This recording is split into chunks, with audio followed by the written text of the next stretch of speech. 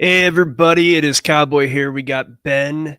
We got Ben, the amazing contrarian Korner Kelleran with us. It's good to have you, Ben. How's your morning going? It's going pretty good. How have you been doing? No, doing pretty good, and it's always good to have you. Just remember, everybody, look in the description. Ben is, I mean, I've spent time with you. We've had a pretty, decent amount of long conversations, and the kind of information that Ben has just in his mind on lock without even using reference material, that's impressive. So and having done as much as you have at such a relatively young age, I know you're not a kid or anything, but I don't know, man. We're glad to have you here, Ben, and you always have some great stuff to add to the show. Yeah, I appreciate it. I'm feeling older every day, getting past 30, so it's Yeah, but you it, you did pretty good in the gym recently, didn't you? You lost some weight and put on some muscle. carnivore has been I mean, we can chat about that, give a little bit of an update. I know we talked about carnivore specifically from one of the shows maybe a month ago, somewhere in there, but basically been pretty strict on that, and that's it's interesting like how much like red meat, eggs and stuff like that you can eat and still like lose weight. So Right.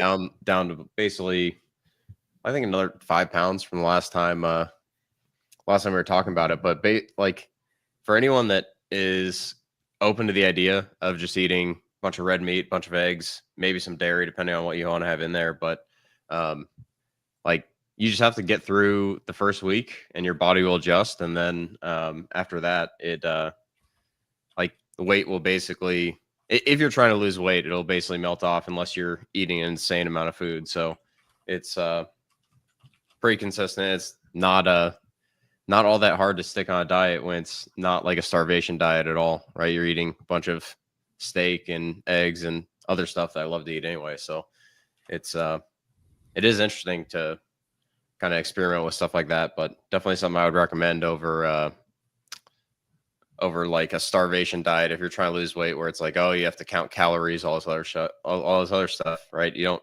have to bother with that. I just basically eat till I'm full and eat a meal or two a day and call it good. So, you know, Well, so I'd imagine with that diet, it's a lower volume of food that you have to eat, right? um, not necessarily. I mean, I like just had breakfast and it was basically a half pound of ground bison and 8 eggs, and that's like one meal. And I might do another meal today, but like if I do 2 meals, it's like that or a ribeye steak. That's at least a pound and probably closer to a pound and a half. So the actual like size of the meals is um not very restrictive, at least for me. Like some people break it up and do 4 or 5 smaller meals throughout the day, and I just have found that like 1 or 2 meals a day works better for me. So yeah.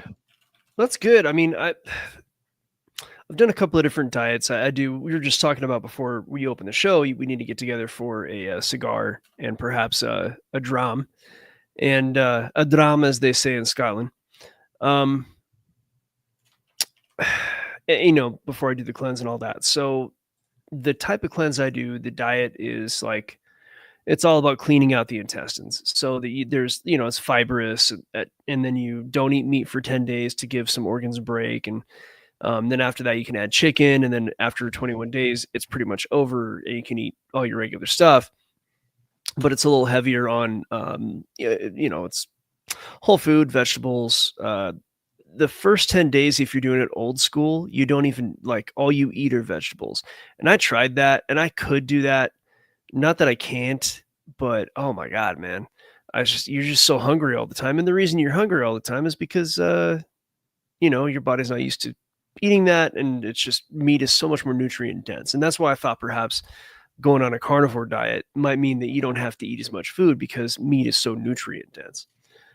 Well, I've always had like a bottomless appetite, but um, I just noticed that like you like get full and stay full more than if you're eating other stuff that is loaded with carbs or processed or any of that stuff. Like if right for most of the meals I eat, I'm not hungry for 8 hours, if not till the next day, right? So it's you can either take the approach of eating less and being satisfied, or just you eat decent amount like I do, and then you're just not hungry for a longer period of time. So, but it's definitely something that I won't do like pure carnivore forever. Like you see some people that make it their entire social media personality or whatever. But I think it is something where like I'm totally open to experimenting on myself with stuff like that because it just seems like a pretty straightforward way to lose some weight if you want to lose weight. But I mean,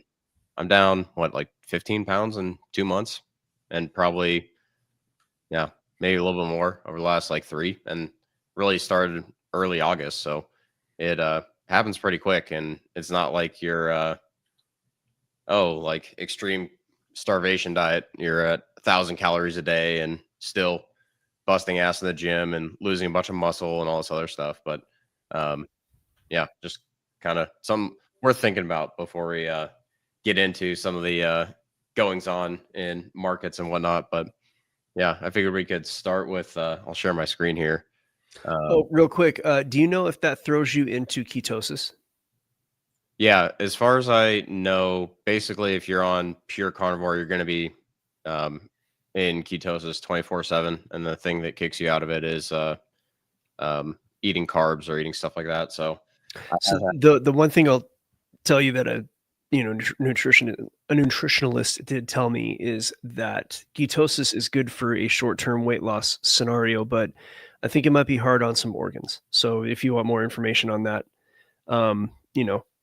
we can talk about it. Oh yeah, Mac Truck Huge. What about Ozempic? Why don't we all, take the osteoporosis shot?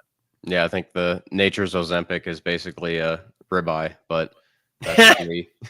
Dude, ribeye's the best cut, right? Oh, it's not even close. But yeah, it's I do have to find a place. Like I've been buying like the big roasts or whatever and cutting those into individual steaks. I do need to find a place that is grass fed and whatnot, and I can actually buy more than just one steak because I've noticed that like a lot of the places you can order meat from online, they don't let you ever buy like, hey, I want to buy like pay $300-$400 whatever it be for like a giant ribeye that I can cut myself. So I haven't found a place I can do that yet. So if you know a place, I mean, I'll have you talk with AC Lucero down in Twin Falls. So she and her husband run we buy like a quarter, half, whole cow at a time from them. Nice. So it's not just like, but I mean, you might be able to make a deal and buy the ribeye, but usually what happens is they, they just process a whole cow and you get the whole cow and then you'll have all the, the tri-tips and the briskets and all the different cuts. And then you just you'll have to get a freezer though. You have to buy like a chest freezer from Costco or something. Yeah. I don't have space for that in my current place, but eventually I'll be going straight to buying a cow at a time. But yeah, or you could just do, a quarter cow. You just get like a smaller freezer and all that, but you'll save tons of money doing it that way. 100%. It's much better. So we'll talk about it in bulk. So I'll share my screen here. This was one of the more interesting posts that I've seen in the last kind of week, just about what's going on with gold. And we've kind of beating the dead horse a little bit on gold and precious metals and silver and platinum. But I think might be able to zoom your screen in just a little bit so that people can actually read it. Let's see. I think it's no. How do you not do dark mode, man? Yeah, I don't have any issues with it. That's because you're young. Yeah. Wait till your retinas burn out. Yeah, but this post is a little bit of an essay, but it talks about the gold knocking on $4,000 and what kind of is happening is becoming a more important collateral. I think it was Exeter's pyramid about gold is like the fundamental building block. And as you go up, right, you have other real assets and commodities and then stocks, bonds, whatever. And then at the top, you've got like derivatives. And as you're moving away from gold, it's becoming less and less money-like. But I think looking at what's happening with gold is pretty interesting because it's not, I think people are starting to see what happens when the money starts to look for a place to go to ground, and you look at what's going on with like the price. People are, including myself, have been like, okay, this is a little bit crazy, a little bit stretched when you go from, what was that, 6 weeks, 3,300 to, call it 4,000 off by $15, Yeah. but it'll act like a magnet. We'll get there probably this week if I had to guess, but Today, maybe. Basically goes up every day. Right. And you see like kind of a move like this, and it's like, okay, is it overbought short term? Probably. But I think you look at that and silver, and it's eventually going to act like gravity for the rest of the commodities, right? Silver has basically made the similar move where if you bought in here, you're a genius on the April tariff puke. But right, you're knocking on the door of $50, and when that goes, it's not going to be like, oh, we're going to get stuck at 52. I think my favorite, at least, has been, and the one that I've been buying most recently. I have some physical gold and silver, but bought I think right in here some more physical platinum. But like you see a run like this, right? This is not like a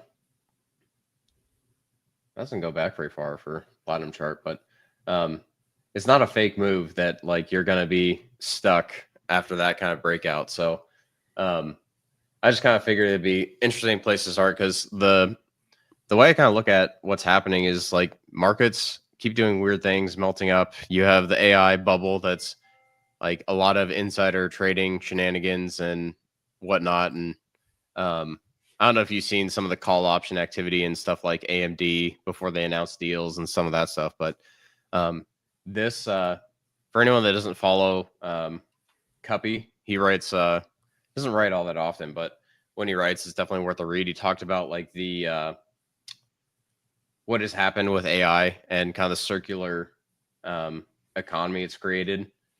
And you look at like data center spend, what they're spending on CapEx, what it's actually going to mean in revenue, right?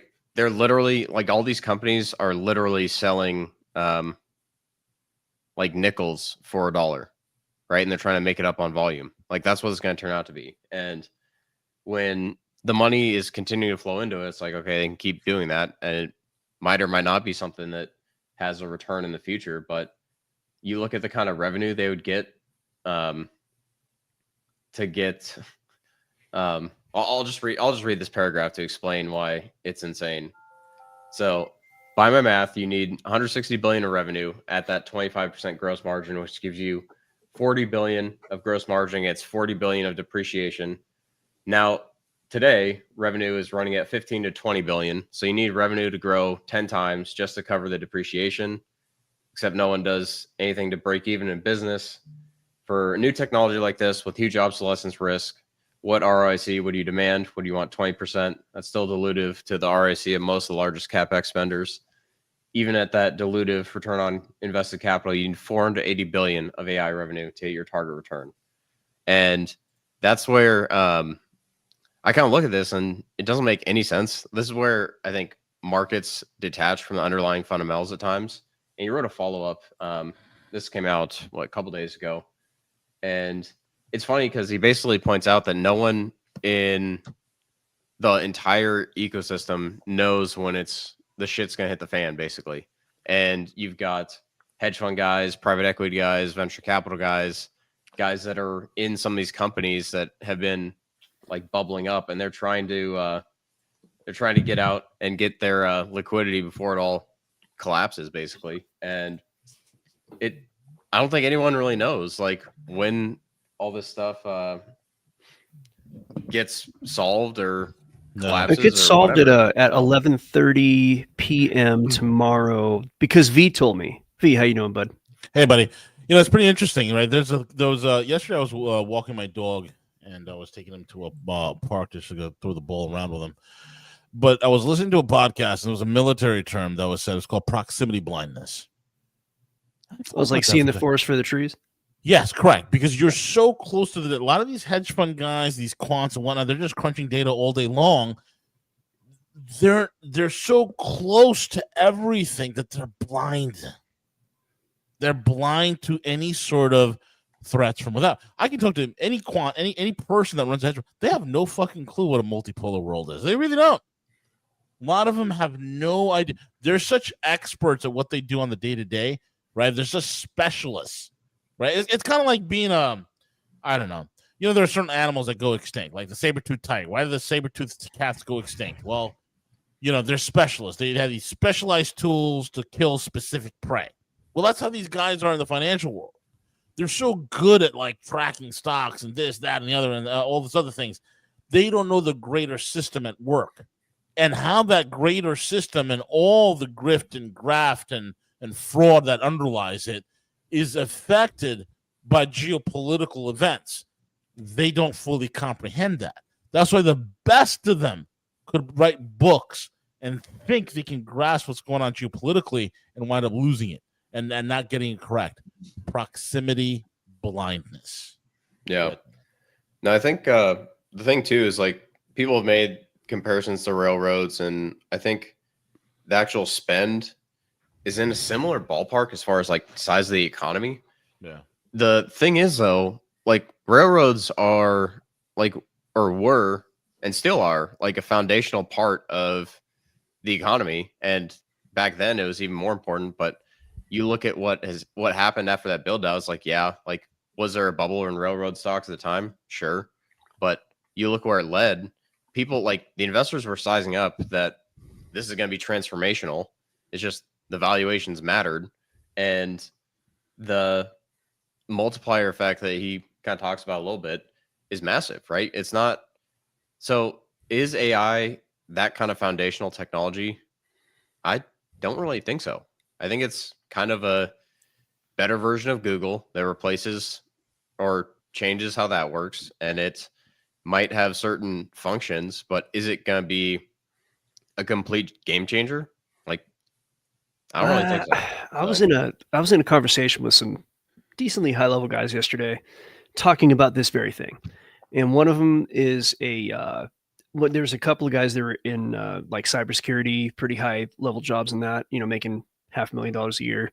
And one of the guys just graduated. He's got a master's in computer science and he's focused on AI. And of course, he's going to have a closer view of AI than any of us, but also you have to look at what is it, proximity blindness, even from his part, being so close to it.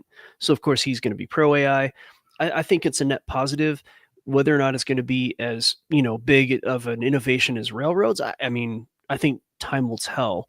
Like you just said, Ben, with the railroads, there was a bubble in railroads, and then, obviously it's still very important. As a matter of fact, the One Belt and Road, and I know people think China's bad or whatever, but the One Belt and Road is based on rail. And Joaquin Flores said recently on one of his shows, and Ben, I don't know if you listen to him, he's really good.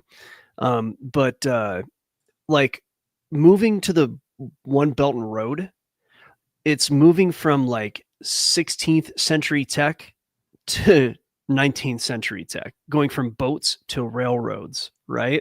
And rail is something that can also, I don't mean to go too far into this conversation about rail, but it's a bigger deal than people know. And again, this came from Joaquin Flores, and so I'm just kind of repeating what he said here. But if you actually were able to politically make it possible for us to connect us to Russia through underneath the Bering Strait, right, with a tunnel, and then we could have the One Belt and Road connected to the U.S., interconnect the world with rail. What that would do is cause a cooperation between countries that did not exist before, because it's a series connection. If you know the difference between series and parallel, and like as far as electricity is concerned. So a series connection is like boats. You can send a boat from one harbor to the next. It doesn't have to go through all the other harbors, and therefore it's good for bilateral trade. But the rail is way more efficient than boats. It's cheaper than boats, and it causes a series connection where the goods from, Argentina, in order to get to China, have to go through the US, have to go through Russia. And so everybody wants to cooperate. So there's kind of that other side of that. And I know you weren't going there with the rail conversation. Ben, I know I just kind of went off on a tangent. So I'll land the plane here. One thing that happened with rail was the bubble, and then it burst, but it is still extremely important. And so I think AI is going to be the bubble that bursts, and whether or not it's extremely important or just kind of important remains to be seen. But I think it's going to be very, very important. I think it's probably a bigger deal than you do. But that's just, I could be wrong. So that's all I'll say on it. Yeah. Well, it is just interesting, but I think there's things that will change over the next several years, but the amount of money that's going into this thing is just absolutely insane. So that's where I think, right, there's going to be a lot of that money that doesn't get returned. Some of it will, but some of these projects will be real. But as far as it being a foundational technology for the next 10, 20, 30 years, I think it's a lot easier to see how railroads back then would have been a complete game changer than it is to see how AI is going to change things. I agree. Because I agree. I think V would agree with that. I think AI at this point in its current incarnation is, like you said, it's better than a glorified search engine. I do some pretty cool stuff with like video and all that, but I think what AI we're is told, incredible. It is remarkable. But is it Terminator? Is it Skynet? No. And I also think that it's pretty interesting to see how these things evolve. I think it's something interesting for sure, but I don't think it's everything that people are hyping it to be. And I don't think it's going to be this. Oh my God, Nvidia has $4.6 trillion. We need more data. I think it's just financial fuckery at a very high level. No, I disagree with you. That What do you mean? AI is definitely Skynet and went fully operational in the year 1989. 2023. Yeah. And you got to come on, kill me, do it now, come on, do it. That's pretty good, bro. But I was waiting for the get to the chopper. get to the Get to the chopper. chopper. Do it now. What are you waiting for? Do it. Yeah, do it, Kill me do it now. now. What are you waiting for? Kill me. But I honestly, it's like AI is interesting, and I keep an open mind towards it, right? But it is completely overhyped from the financial sense of things, and that's number one. Number two, if there was a real AI, something really powerful and really like that can be really truly wielded, I don't think they'd let it out in the general public. agreed. But, I do think there's probably some technologies or versions of what is being built that is kept in a deep dark hole somewhere. Oh, absolutely. And I think whatever that is, I think it fits the mold of sentience in some regard, if not fully, Well, Vela says it all the time. Like, there's technology that he has seen in a prior life of his that is a prior professional life of his that he says is pretty much godlike. So Yes. they're not going to let us have that. No. Yeah. They might let Palantir have a slice of it, Right. Yeah, I do have my questions about that company, but it's Well, you don't like Peter Thiel? I mean, JD Vance is going to help us in 2028, Ben. Don't you like JD Vance? He's going to throw on the eyeshadow. He's going to put on a lot of mascara that day. yeah. I'd rather have him than Kamala. I mean, look, I'd rather have none of them. How about that? Well, yeah, but wish him one I'd hand rather and have shit in the none other. of them.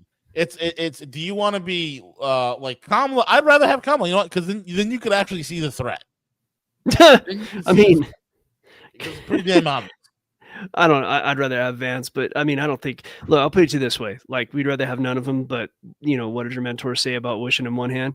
I mean, you're going to have one of them. It's just like track and trace. I know everybody's going to hate me for this, but we're going to go track and trace. It's just a question: do you want like the fucking Euro commies track and trace, or do you want the one that we develop here? I mean, I don't know, but it's going to be reality, and you can scream into the void about it, and you can do what you can to avoid it. And if you really want to be an activist, then do something. No, I don't. It's the. We use bank accounts. We're all tracked and traced already. It's But just crypto is going to change that, Cowboy. We don't need banks anymore. We're going to be free because Bitcoin is going to revolutionize the world. That's right, man. Yeah. How about Yeah. that, Ben? I think Bitcoin and Yes. blockchain and AI together. It's going to free humanity, man. Yeah, I I mean, think- go ahead. I think a lot of this stuff when this is maybe kind of the segue into oil, energy, all that stuff. When oil starts to move, I think a lot of this stuff starts to wake up and like smell the roses, basically, because right, everyone's kind of talked about precious metals, all these other like stocks and meme stocks, cryptos, basically going to the moon. And you look at what happens when oil starts to wake up and follow gold. It generally means poor performance for other or not other commodities, other assets, You say and core or poor? poor Poor, performance. And I'll fire up the screen here, and this is why I think their oil is basically one of the most manipulated markets you see, especially on news headline basis, where you come in on a Friday and it's Reuters or Bloomberg and they carpet bomb it. You see like what they're projecting, all this other stuff. And yes, like US is producing more, but with this whole like trend of debasement, and even like big banks talking about like what's has to happen from here, right? I think it accelerates and becomes something that is on everyone's mind when oil actually wakes up. Because I'm still of the view that oil at $65 a barrel is not the right price. Short term, like people are calling for a glut. U.S. production is surging because they were able to hedge out after the Iran price spike a couple months ago. But I still look at it as like, okay, do we bounce around here for a while? Maybe, but does it go significantly higher in the next couple of years? That's kind of what I think happens. And this, if you guys don't follow this account, he's like, I think he's works at a fund or is focused on commodities and trading. What's his at? Kim Benny or Benny Kim. Benny Kim is what? Oh, sorry, can you zoom in a little bit there, Yeah. Ben? It's Benny and the Jets. Yeah, so he was kind of talking about like made this prediction like, okay, oil on water increased, right? So people are going to look at that as bearish. And you look at what happened to inventories over the like same week, right? And he basically is like, yep, the Bloomberg propaganda guy is going to come out and write some posts about it. So he posted that on October 5th, and a day later, he gets his basically oil in transit post from the Bloomberg guy who's just there to write. I mean, basically the way I look at like Bloomberg, Reuters, Financial Times, some of these people, when they're talking about oil, like their job is basically to be bearish and sound smart while doing it. Right. That's all those guys do at like the financial rags where like if they are putting out like bullish stuff on oil, like you got to look out. And it's not going to be because oil is at 60. It's going to be because it's been running like crazy. So that was kind of what I thought was interesting. But I'm still waiting for the actual oil glut that everyone's been talking about to show up. But I mean, there are a lot of smart people that are saying, hey, the near term is going to be shitty. And so like they could definitely be right. I just look at it as longer term, the setup on oil, especially the way gold has been going. I think it looks pretty interesting. So that's kind of what I had on oil for today. But I wanted to kind of ask you guys what you guys have been paying attention to on the geopolitics side of things, because there are a couple things that I've been watching and hearing about Venezuela, hearing about China, hearing about different things going on, and what's going on in Russia, Ukraine, where I'm just like, okay, kind of seems like we're things might be speeding up. We might be seeing some more movement in the Middle East. We might be seeing some stuff going on kind of all over the place. So wanted to kind of open it up and see what you guys are thinking about. Well, the trichomes. Come on, V, tell us What about we the have coming. trichomes. Well, I read all the white papers, and the globalists are working with the trichomes, and they're going to go ahead and take over the world.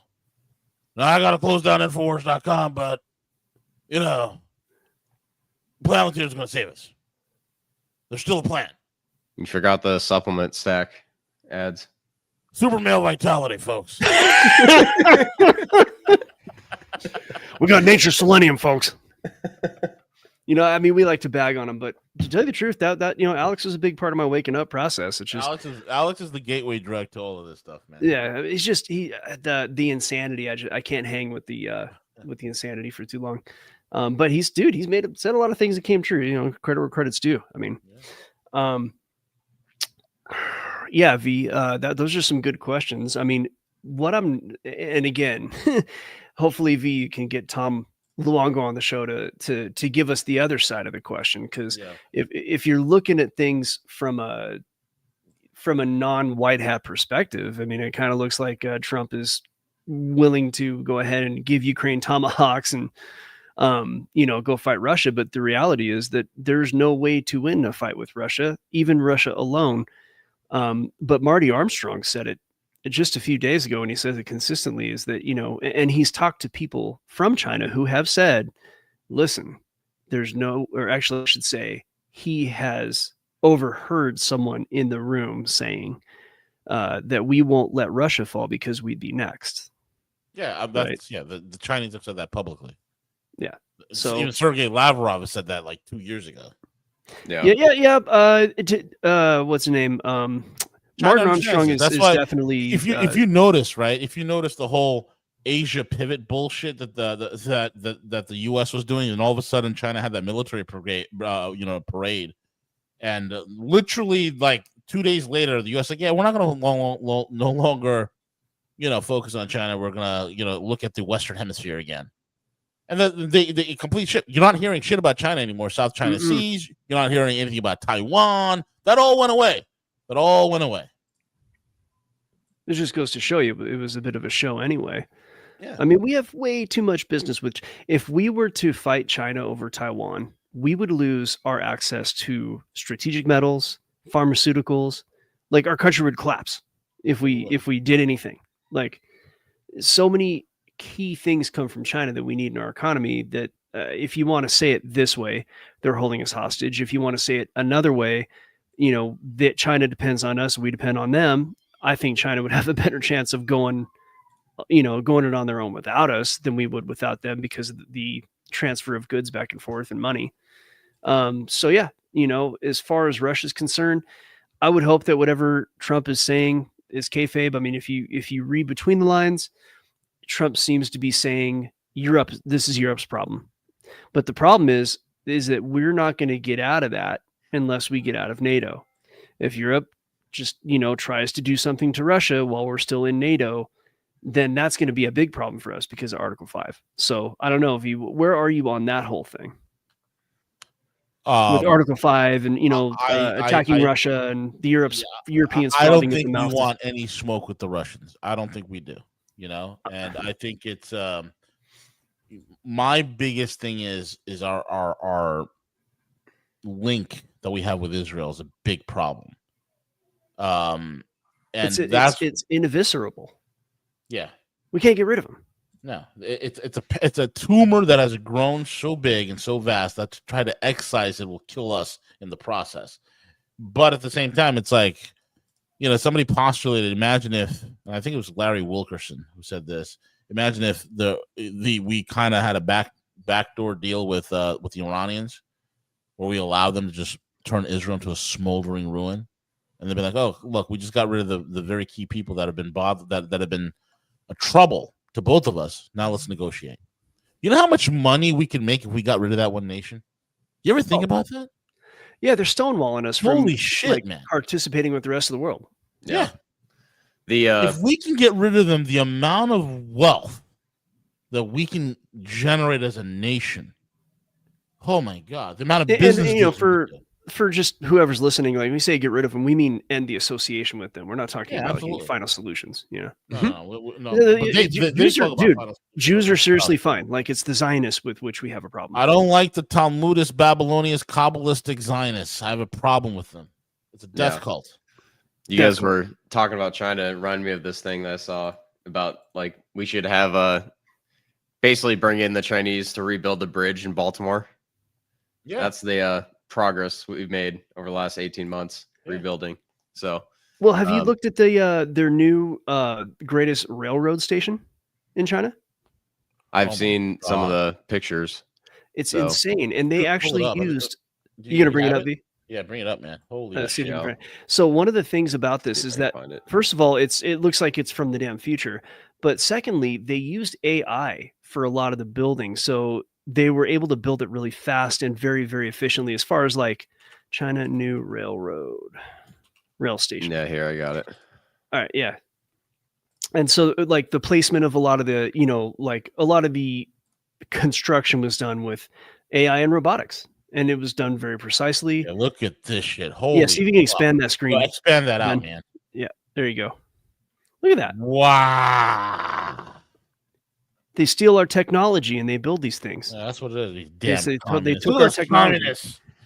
They're all Well, they don't have people that are going to tell you need permits and you need X, Y, and Z, and it's like all these other issues. You need to jump through these hoops. So are for you saying that they're bureaucrats. more capitalistic than we are then, and less regulated? Oh, you know what they're missing? They need Peter Thiel and Palantir. That's what they need.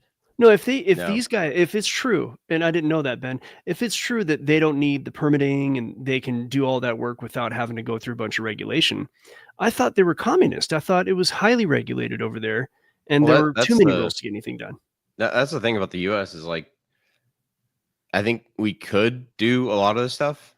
It's just that based on the permitting and political and regulatory regime we live under, right?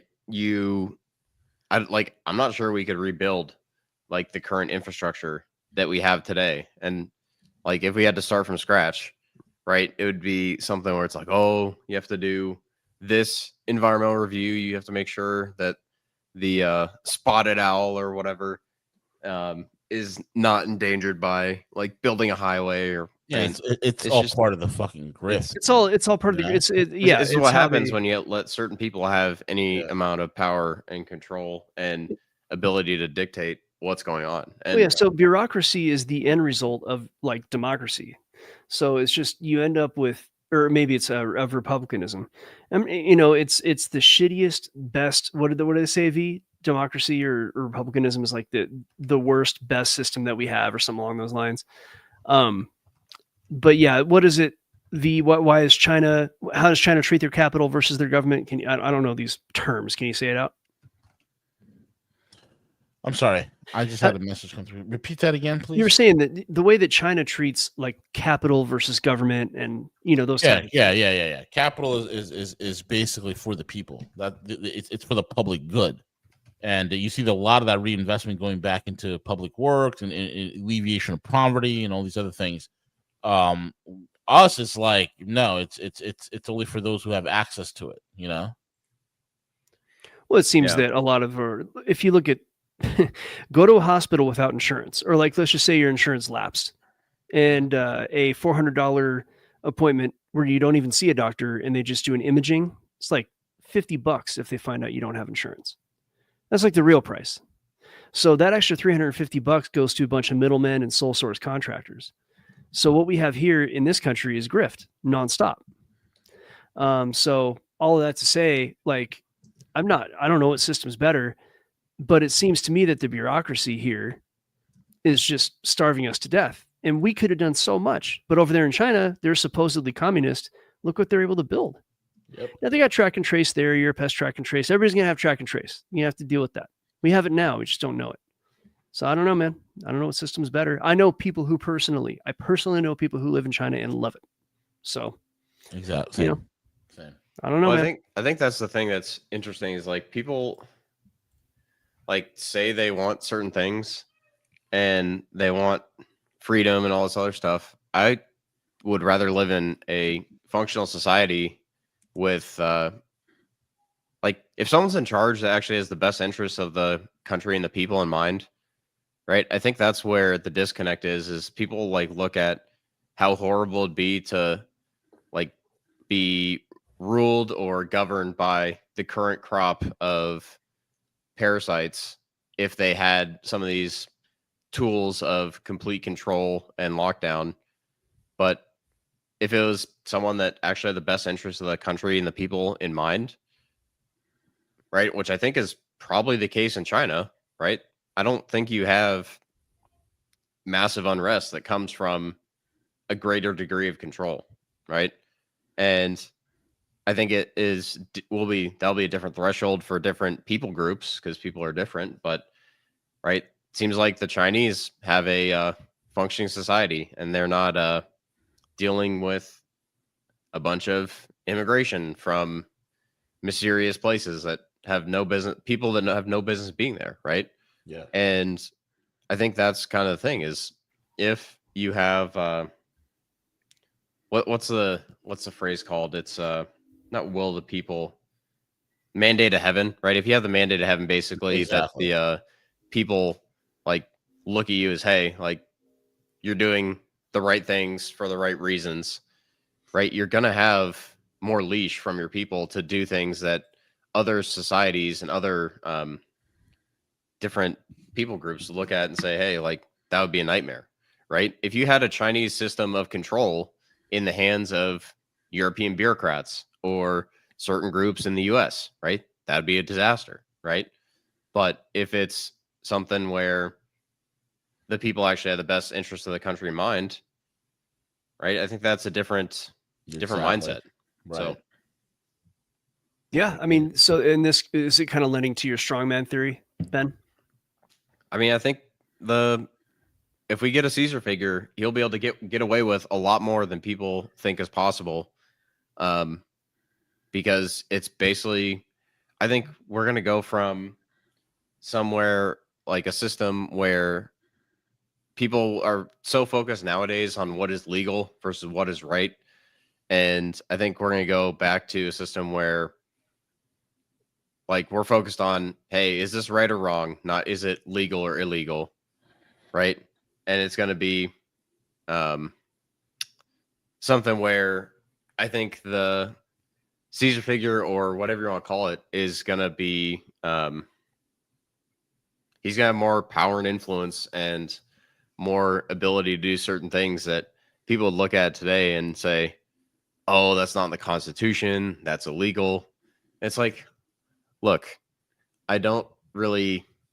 The Constitution has been like a piece of toilet paper since the 1960s and the Civil Rights Act Easily, anyway. it's just it's a fucking euphemism to do whatever the fuck they want on the back end. That's all. Well, that's the thing is like people, powerless. It's the same people that will like beat you over the head with your own religion, where they tell you, well, Christianity wants you to forgive and all this other stuff, and meanwhile they don't believe any of it. They're like, but you believe it, so it might get you to do what I want, right? That's the whole reason the Constitution gets waved around.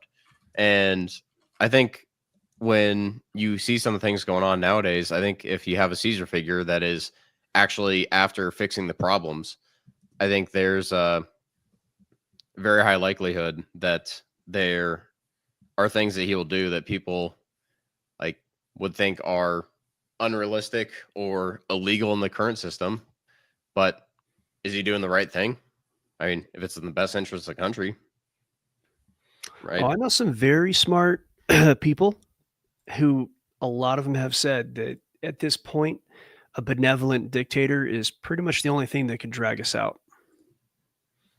Yeah, that is all. I agree with you. We need like a Lee Kuan Yew. We need a Vladimir Putin, a Xi Jinping, somebody that can take us out of this mess, because these fucking assholes in government just don't work anymore, man. The Constitution, I agree with you, Ben. It is a toilet paper. It's worthless. They're not ruling us through constitutional law. They're ruling us through statutes, not laws. Statutes, regulations. That's how they're doing it, and we acquiesce to this by thinking it's real. Like the statutes and regulations have power over us, like it's actual law, and it's not. It's not. Well, just, now on the brighter side of things, Trump's doing what he can to try to fix that issue. I don't know that he'll be successful. He's not the Caesar figure, though. No, he may not be, but he might be setting. Mascara Man. You think Mascara Man is he's a Peter no, it's Thiel's not Vance either. He's a Peter Thiel's butt plug. You think he'll do it? I think what's going on now is that, like, so you'll have some district court judge, try to do something, and then it takes a few weeks. It goes to the Supreme Court. It gets shot down, and their powers are being like taken away. Now, that's a step in the right direction. It's a question of whether or not those steps in those directions are happening fast enough. I don't think it's going to save anybody per se, but I think what they're doing the best they can to set up the system for somebody to come in and be able to actually run it constitutionally. If the Constitution were not being treated like toilet paper, it would be like a great document. And let's not sell it too short, because the reason we still have guns is because of the Constitution. And if you think 100%, we're just talking about the execution of law and the mess that we're in. It's like, dude, if Lincoln suspended the Constitution to save the Union, and we could argue about whether that was good or bad, or Lincoln was a good guy or a bad guy, but the fact of the matter is we're so over the top screwed. There's no political way you're getting the hell out of the situation you're in. Lincoln suspended habeas corpus. So he Suspend didn't. the Constitution? He suspended habeas corpus. So habeas corpus is being held without, due Yeah. process. I think actually the biggest thing you're getting at is you would need a completely unified front from our legislative, judicial, and like executive branch to get everyone pulling in the same direction to get those fixes through. Which is impossible in a multicultural nation. Exactly. And Yeah. that's why people go back to the benevolent dictator as like the only way we solve some of this stuff and sort things out, because right, we could have maybe fixed it 50, 60 years ago, but today where things are now, right, you're not going to have Ilhan Omar talking about like common sense immigration reform, or why not? You just don't like her head, her towel head? Is that what it is? yeah, I'm not a big fan, but anyway, that's I heard kind she has no hair underneath there. It's a wig. She's bald. She's like Will Smith's, Jada Pinkett, get your name out of my mouth. Yeah, Get your wife's name out of my mouth. Get your wife out of my mouth. She's married to a member of the tribe, so that's what it is. Will Smith is a member of the tribe, is he? No, Ilhan Omar's husband. I thought she's married to her brother. She was, but then she married a member of the tribe. Oh, she married her brother to get into the country, which is illegal. And then married a member of the tribe. The member of the tribe divorced his own wife so he can be with Ilhan Omar. I'll put you this way. Something about that. Which is crazy, because is she not like Muslim, or is that not a thing? Is she just Ethiopian and has nothing to do with Muslim? She's not Ethiopian. She's Somalian. What? Okay. I think Ethiopian we're and Somalian friends derailed here at the end of the point, but basically, I think the biggest thing is if we don't have a system that is going to rule in the best interest of the people, then it's not going to be around indefinitely. So we'll see where it goes, but I think it does nothing about this country works anymore. Nothing about this country works anymore. It fucking blows. So that's kind of all I had today on different things I wanted to cover, but do have to hop here pretty quick. I got Dave Collum coming on the podcast tomorrow. Hey, Dave Collum. For nice, man. Anyone that's interested, he's the funniest, grumpiest old professor from Cornell that you'll ever listen to, and he's pretty sharp. He's pretty sharp too. So at the same time, definitely good to listen to. But dude, go. He's welcome on our show if he wants to come on, man. I'll mention it. And he does a lot of podcasts, so I think he'd probably be open to it. But I promise we won't do any butt plug and Arnold jokes and stuff. No. We'll keep it professional the first time. As professional as you guys can do, I guess. But we'll try our best. Yeah. No, but he's very unfiltered, so he'll be totally fine with whatever you guys are pulling out. So I do have to go prep for that, but I don't know if you guys have any last minute things you want to slide in before we hop off. But exactly, I'm good to go. All right, well, I'll let you guys go, but I think we got everywhere from carnivore to precious metals to energy to ranting about politics, because we couldn't miss a week of that. But I think it'll be interesting to see where all this stuff goes. I think the biggest thing I'm watching, and we'll see what happens over the next several weeks to several months, is how long can the music keep playing for the AI stuff, right? Yeah. How long can the music keep playing for AMD, NVIDIA, OpenAI, all the circular business, all that other stuff? But I got a little info there, and it's very clear that money is rushing here because it's still seen as safe. Well, it may be safer elsewhere. The U.S. is still seen as safe, and our financial system is big enough to handle it. And as long as the world is afraid of war, then enough money will be coming into this country for the purposes of being stuffed into these stocks. Hiding out somewhere that's not Europe and capital controls. But that'll be interesting. I think it's probably true that U.S. will get inflows, and by nature of markets, it's going to get stuffed into the big tech stocks, which I think is dumb, but who knows? I think the actual, what it is. Yeah, it is what it is. That's the final message of all this stuff is it is what it is. So that's maybe a good way to wrap it up. So yeah. And with that being said, folks, we are over and out. Take it away, Cowboy.